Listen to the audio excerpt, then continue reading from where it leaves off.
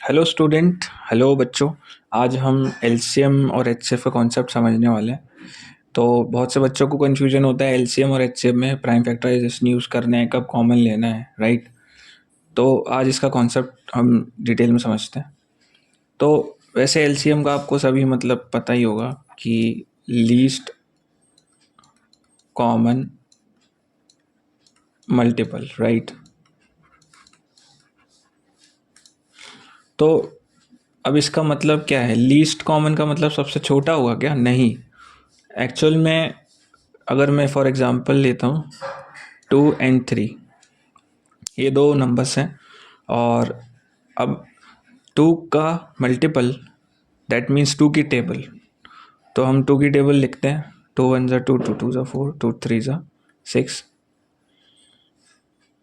2 4 ज़ा 8, 2 4 ज़ा 2 5 ज़ा 10 एंड 3 2 ज़ा 6, 3 3 ज़ा 9, 4 ज़ा 12 15।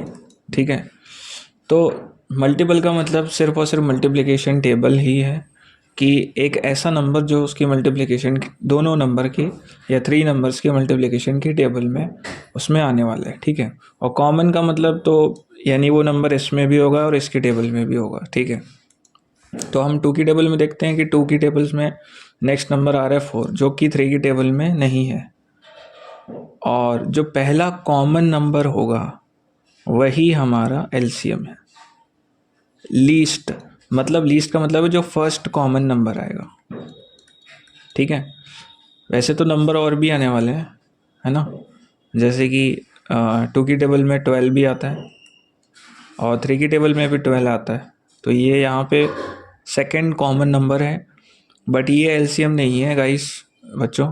ये 6 हमारा एलसीएम है। ठीक है। तो आई होप समझ गए होंगे एलसीएम का मतलब क्या होता है। पहला कॉमन नंबर जो दोनों की टेबल में आएगा। ठीक है। और ये छोटा नहीं होता है। अब जैसा कि आपने देखा इन दोनों का एलसीएम क्या है, इन दोनों का एलसीएम निकला 6। अब 6 तो 2 और 3 दोनों से बड़ा है, राइट। तो हमें एक चीज़ पता चलती है कि एलसीएम हमेशा बड़ा होता है, इक्वल भी हो सकता है। पहला कंडीशन ये कि वो बड़ा होगा 2 और 3 से। दूसरी कंडीशन ये भी होती है कि कई बार एलसीएम इक्वल भी हो जाता है ग्रेटर नंबर के। इन दोनों में जो भी ग्रेटर नंबर होगा उसके इक्वल भी आ जाता है वो। तो एलसीएम कभी भी छोटा नहीं होता, वो बड़ा ही होता है, क्योंकि वो दो नंबर के मल्टीप्लिकेशन टेबल है। अब ऑब्वियसली बात है, मल्टीप्लिकेशन टेबल में कोई नंबर छोटा तो होगा नहीं। ठीक है। तो अब एलसीएम के प्राइम फैक्टराइजेशन हम निकालते हैं तो हम उसमें ये वाली मेथड यूज़ करते हैं, ऐसे करते हैं। तो हम यहाँ लिखते हैं 2 1 2 और यहाँ 3। ठीक है। तो इसको आप ओरली भी काउंट कर सकते हो। वैसे तो ये छोटे नंबर थे, तो 2 3 ज़ा 6। कुछ लोग बच्चे डायरेक्ट मल्टीप्लिकेशन भी करते थे, बट वो सही नहीं है। जैसा कि मैंने बताया, वो टेबल में पहला नंबर जो मल्टीप्लिकेशन में आ रहा है कॉमन, है ना। तो ज़रूरी नहीं है कि हर बार वो एलसीएम ही हो, कई बार वो नंबर बड़ा भी हो सकता है, जैसे कि। और वैसे ये दोनों नंबर को प्राइम है। को प्राइम का मतलब है कि इसमें कुछ भी कॉमन 2 और 3 में भी कॉमन फैक्टर अभी नहीं है ना। तो अगर आप इनका नंबर का मल्टीप्लाई करोगे तो वो एलसीएम के इक्वल ही आने वाला है। ठीक है। बट फॉर एग्जांपल अगर इनमें कुछ कॉमन नंबर होते, फॉर एग्जांपल 4 और 8। ठीक है।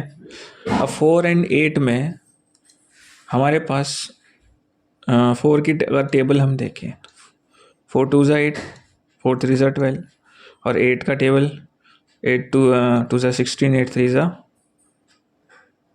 24। ठीक है।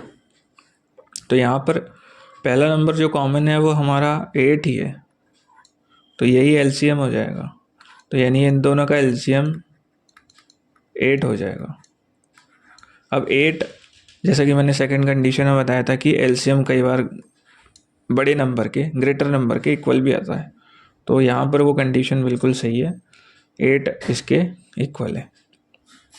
अब नेक्स्ट वीडियो में हम HCF को भी देखेंगे कि HCF क्या होता है, ठीक है। आई होप एक बेस छोटा सा कॉन्सेप्ट आप समझ गए होंगे। Thank you so much. Channel को सब्सक्राइब करें, ऐसे ही मैं बेसिक कॉन्सेप्ट्स आपके क्लियर करूँगा। And thank you so much.